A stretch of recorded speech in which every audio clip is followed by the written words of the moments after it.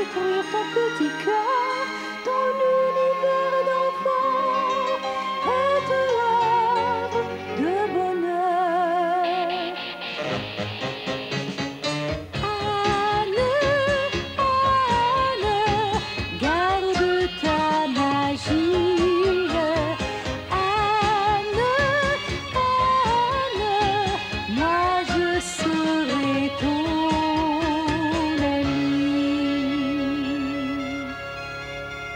tes rêves au fond de toi sont trésor infini, plus précieux que la vie.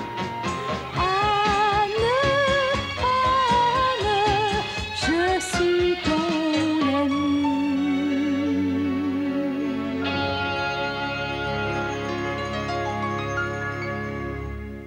Depuis que Anne avait repris le chemin de l'école, Marilla attendait avec angoisse le retour des problèmes.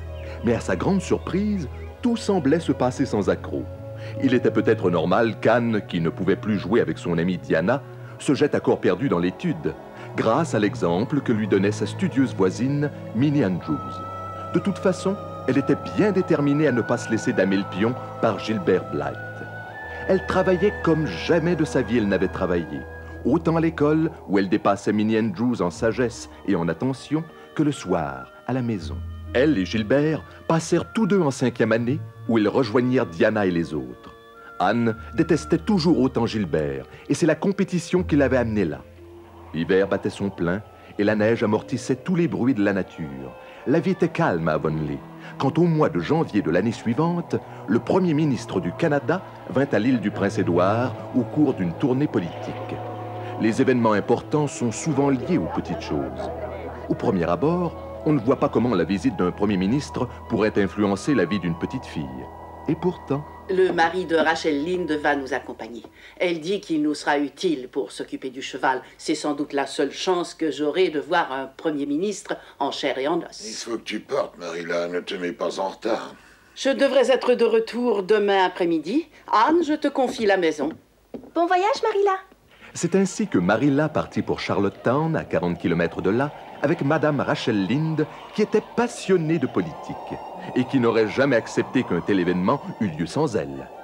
Ce soir-là, tandis que Marilla et Rachel s'en donnaient à cœur joie à Charlottetown, Anne et Matthew partageaient la quiétude de la cuisine dans la maison des Pignons Verts.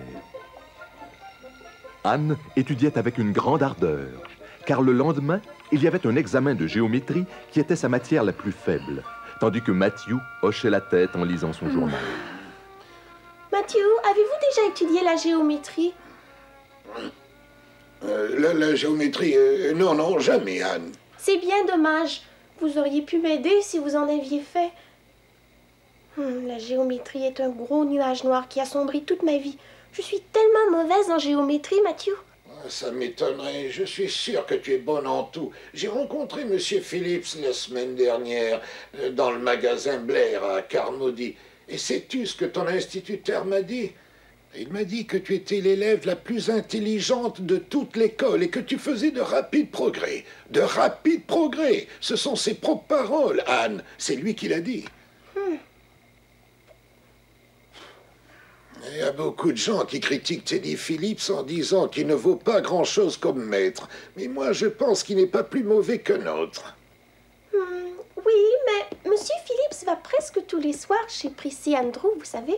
Il prétend que c'est pour l'aider à faire ses devoirs, mais Miranda Sloane étudie aussi pour entrer à Queen's et je pense vraiment qu'elle aurait plus besoin d'aide que Prissy parce qu'elle est beaucoup moins intelligente. Et il y a des choses qui me dépassent. Ça... Je me demande ce que fait Marilla maintenant. Madame Lynde dit que si les femmes avaient le droit de voter, les choses changeraient vite et s'amélioreraient pour tout le monde. Vous votez pour qui, vous, Matthew? Pour les conservateurs. Eh bien, je suis pour eux, moi aussi, parce que parce que les garçons de l'école, certains sont libéraux, des rouges, comme ils disent entre eux. Je pense que Monsieur Phillips est rouge aussi, parce que le père de Prissy en est un. Et Ruby Gillis dit que lorsqu'un homme courtise une fille, il est toujours d'accord avec sa mère sur la religion et avec son père sur la politique. Est-ce que c'est vrai? Ah, je n'en sais trop rien. Tu sais, moi, ces choses-là... Avez-vous déjà courtisé quelqu'un, Matthew, dans votre jeunesse? Je ne crois pas. Non. Ça doit être très intéressant. Ruby Gillis dit que lorsqu'elle sera grande, elle aura le plus grand nombre de soupirants possible, qu'elle les fera marcher à la baguette et qu'ils seront tous fous d'elle. Moi, j'aimerais mieux en avoir juste un, mais qui soit vraiment épris de moi. Oui. Eh bien, il faut que je finisse mes devoirs maintenant, avant de me permettre d'ouvrir ce nouveau livre que Jeanne m'a prêté. Mais j'ai du mal à résister à la tentation. Même quand je lui tourne le dos, vous savez, Matthew, je le vois devant moi. Jeanne m'a dit qu'elle avait pleuré à chaudes larmes en le lisant. J'adore les histoires tristes. Je pense que je vais enfermer ce livre dans le placard aux confitures. Et je vous donnerai la clé jusqu'à ce que j'ai fini mes devoirs. Et même si je vous implore à genoux, il ne faudra pas me la rendre. C'est tellement plus facile.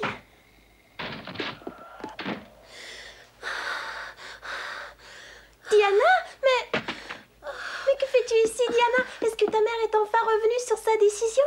Oh, Anne, viens vite avec moi, Minnie-May est gravement malade. Oh? Elle a attrapé le croup à ce que prétend la jeune Marie-Jo. Le croup? Mais... Mon père et ma mère sont partis en ville. Il n'y a personne pour aller chercher le docteur. Minnie-May va très mal et la jeune Marie-Jo ne sait pas quoi faire et moi encore moins. Oh, j'ai tellement peur si tu savais. Est-ce que c'est vraiment le croup? Quels sont ses symptômes? Je n'en sais rien, mais elle est brûlante de fièvre.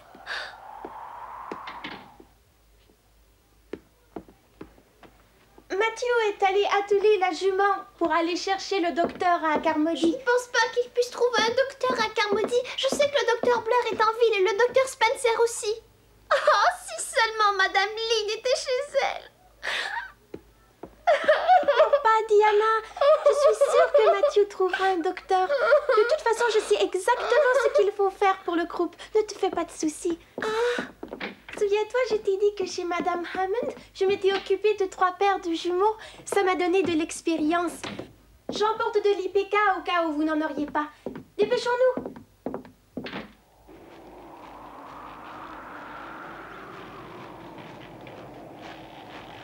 La neige est trop profonde pour couper par le bois. Il vaut mieux que nous prenions le chemin des amoureux.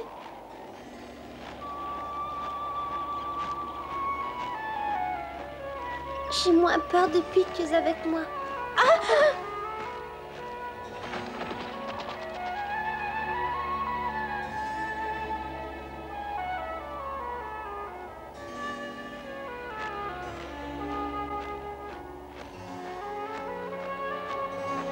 Je me demande s'il trouvera un docteur.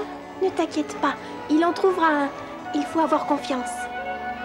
Anne, quoique très sincèrement désolée de ce qui arrivait à la petite Minnie-May et du souci que se faisait Diana, était loin d'être insensible au charme particulier de la situation et à la douceur qu'il y avait à partager ces instants avec une amie très chère dont elle avait été séparée si longtemps.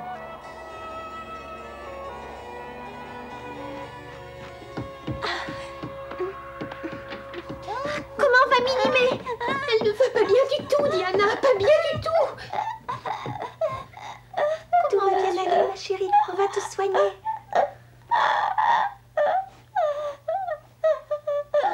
Où est-ce que tu as mal? Où est-ce que tu as mal? Réponds-moi. Non, Diana, laisse-la. Il ne faut pas la faire parler. Minnie-May a bien le croup. Personne ne peut s'y tromper, tu sais. Elle ne va pas bien du tout, mais j'ai déjà vu pire que ça. Tout d'abord, il va nous falloir beaucoup d'eau chaude. Il y a à peine une tasse dans cette bouilloire. Marie-Jo, va mettre du bois dans le poêle. L'air sec est très mauvais pour la gorge, tu devrais le savoir. Oui. Remplis 2 récipients avec de l'eau et mets-les sur le feu.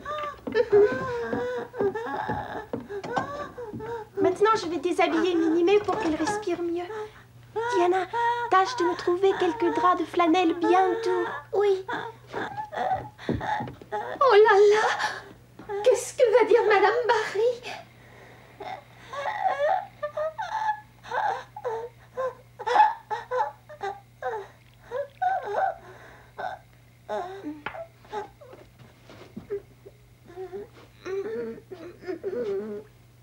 Allez, Minnie-May, tu es une gentille petite fille. S'il te plaît, Minnie-May, ça va te faire beaucoup de bien. Sois gentille, Minnie-May. Avale tout de suite.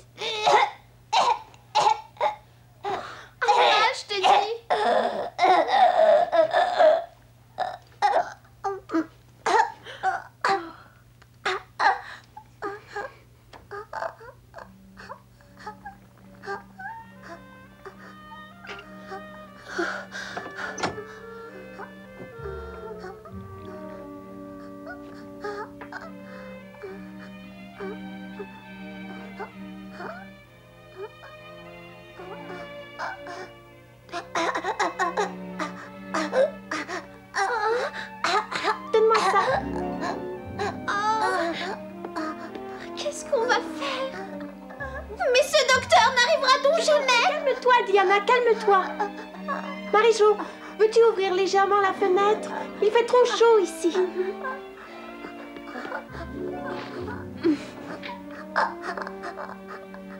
Excuse-moi, Anne, je voulais pas crier, mais je me suis énervée. Je sais que tu fais tout ce que tu peux.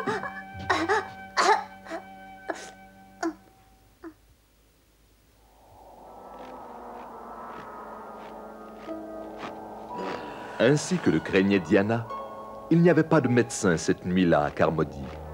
Le docteur Blair et le docteur Spencer étaient tous deux à Charlottetown.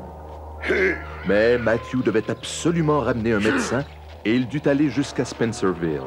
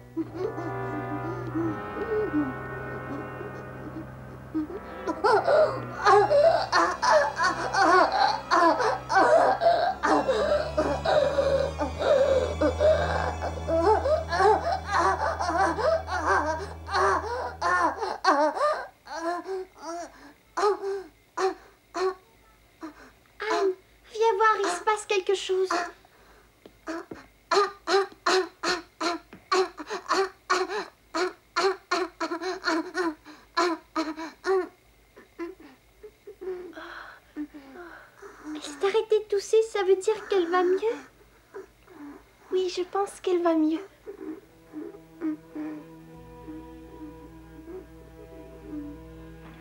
Il était presque 3 heures du matin quand Matthew, fourbu, revint enfin avec le médecin qu'il avait trouvé à Spencerville.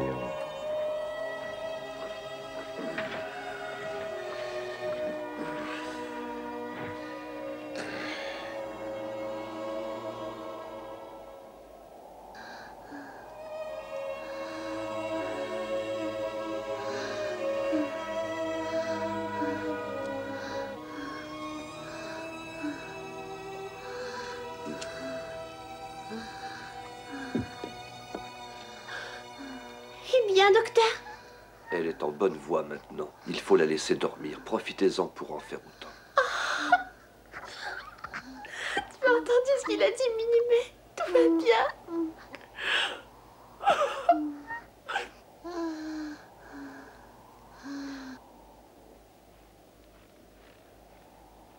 Tu as vraiment fait du beau travail, petite. Mais j'ai été vraiment très près de m'abandonner au désespoir. Je lui avais donné la dernière goutte d'IPK de la bouteille et au moment où elle l'a avalée, je me suis dit, c'est réellement le dernier espoir et j'ai bien peur qu'il ne soit vain si le médecin n'arrive pas très vite. Mais en moins de 3 minutes, elle avait craché ses glaires et tout de suite après, elle allait mieux. Il faut que vous vous imaginiez mon soulagement parce que je ne suis pas capable de trouver des mots assez forts pour l'exprimer, docteur. Je sais, petite. Tu as fait exactement ce qu'il fallait. Va te reposer maintenant, je prends la situation en main. Je vous remercie infiniment, docteur. Anne, merci de tout cœur.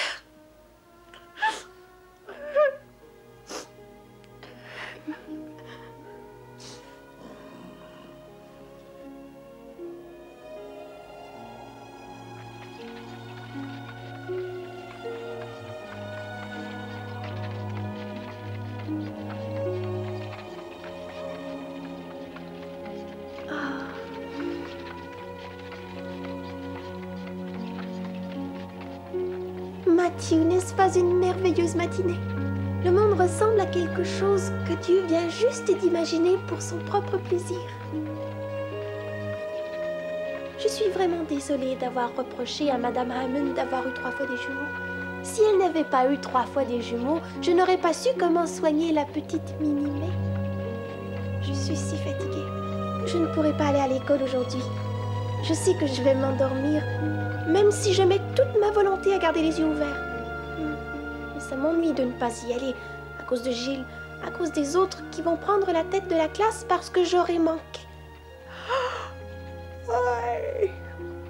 Ne t'en fais pas, tu rattraperas cette journée. Aujourd'hui, tu vas rester à la maison. Dès que nous serons arrivés, tu iras te mettre tout droit au lit et tu dormiras tout en dessous.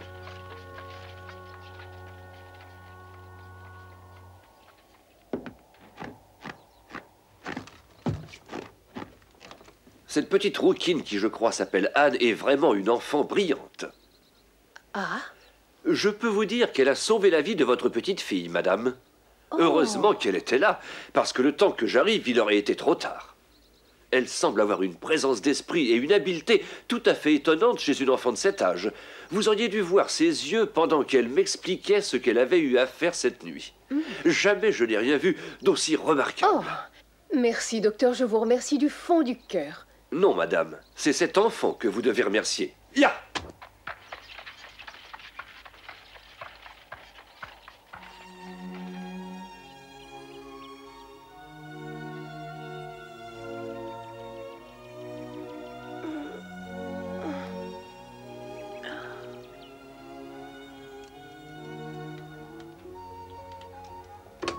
Bonjour Marilla.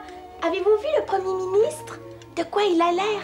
Eh bien, si tu veux savoir, ce n'est sûrement pas sur sa mine qu'il a été élu. Tu vas manger quelque chose avant de te lancer dans tes grands discours. Tu dois avoir faim. Oh oui, Marilla, je meurs de faim. Matthew m'a tout raconté, Anne. Je dois dire que c'est une chance que tu aies su quoi faire. Moi, je n'en aurais pas eu la moindre idée. Merci. Je n'ai jamais vu quelqu'un qui a eu le croup.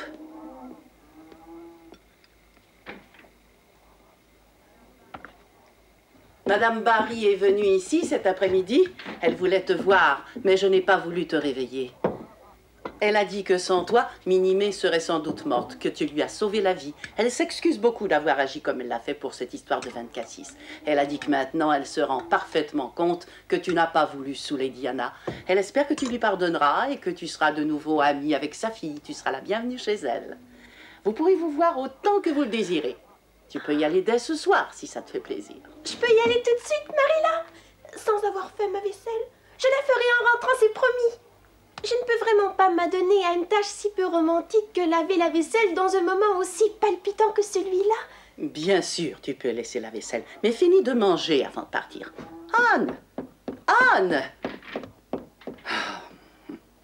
Autant parler à une sourde, elle est partie comme ça, sans fichu, sans bonnet. J'espère qu'elle n'attrapera pas froid.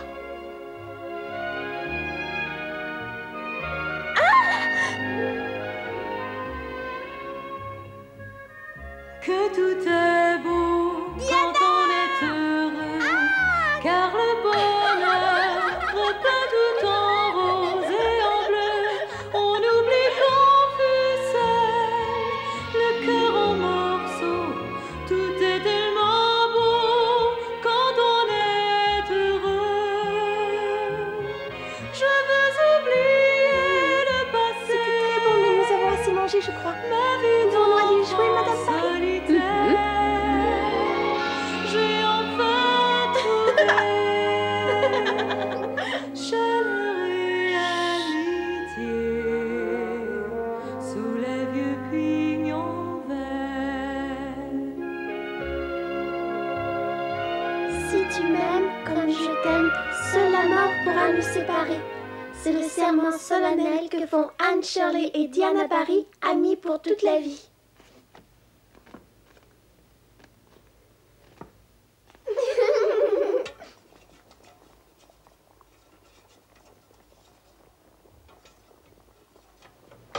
Tu sais, Diana, Quoi?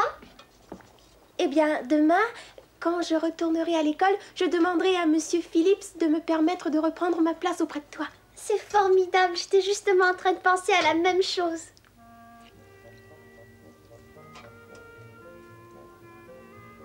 Je n'avais encore jamais fait de bonbons à la tire, je me demande s'ils vont être réussis. Ne t'inquiète pas, il faut juste étirer. Tiens, attrape. Ça va, je tiens.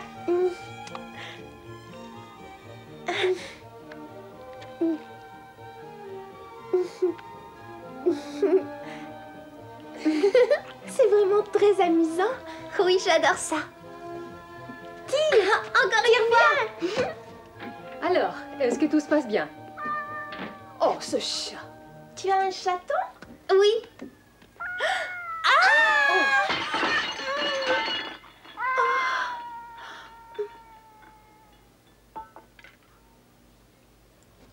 Je suis désolée, mes enfants. Oh.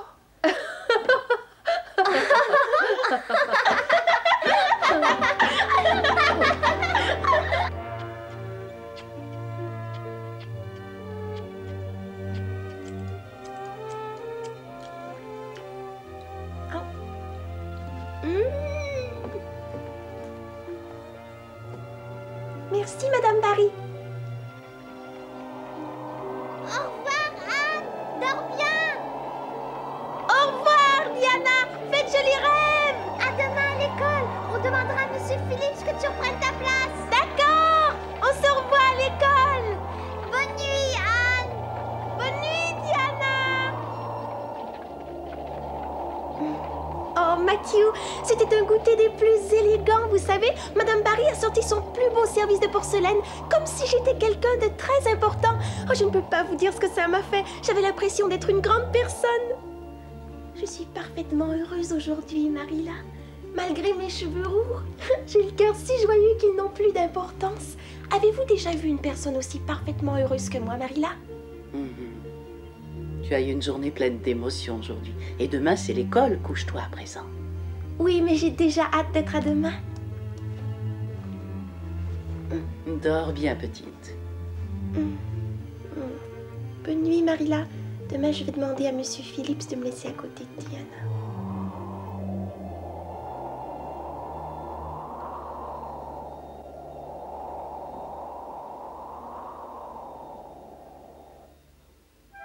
Grâce à cette aventure qui, sans Anne, aurait tourné au tragique, les deux petites filles avaient retrouvé leur amitié intacte et peut-être encore plus solide qu'auparavant. La vie avait repris son cours normal et nous les retrouverons bientôt.